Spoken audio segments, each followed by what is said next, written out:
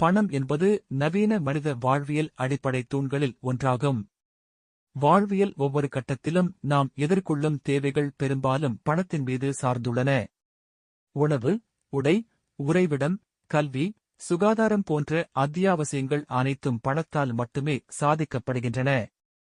ஆனால் பணம் வெறும் பொருட்களை வாங்கும் சக்தி மட்டும் அல்ல, மனிதன் சமூகத்தில் பெரும் முக்கியத்துவத்தையும் பாதுகாப்பு உணர்வையும் உருவாக்கும் ஒரு கருவியாகவும் திகழ்கிறது. பண்டை காலத்தில் பரிமாற்ற முறையாக பொருளுக்கு பொருள் மாற்றம் பயன்படுத்தப்பட்டது. பின்னர் இந்த முறை சிரமமாக மாறியதால் நாணயங்கள் உருவாக்கப்பட்டன.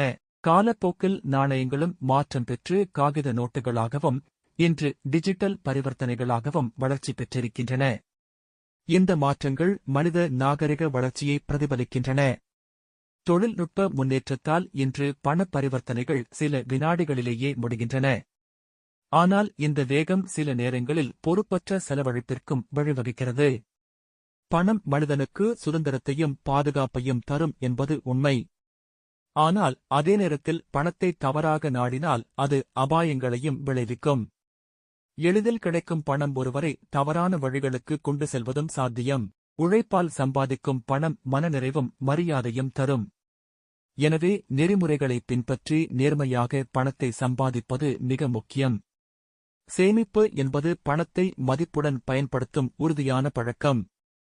எதிர்காலத்தில் ஏற்படும் அவசர சூழ்நிலைகளில் பாதுகாப்பாக இருக்க சேமிப்பு உதவும். செலவுகளை திட்டமிட்டு தேவையற்ற பொருட்களை தவிர்த்து கட்டுப்பாட்டுடன் வாழ்வது நிதி ஒழுக்கமாக கருதப்படுகிறது.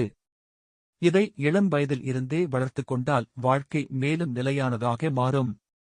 பணம் மனித உறவுகளிலும் தாக்கத்தை ஏற்படுத்துகிறது. பல குடும்பங்களில் பணம் காரணமாகவே சண்டைகள் தோன்றுகின்றன. பணம் உள்ளபோது சிலர் நெருங்குகிறார்கள், குறைந்ததும் விலகுகிறார்கள். இதுவே பணத்தின் இருமுகத்தை வெளிப்படுத்துகிறது.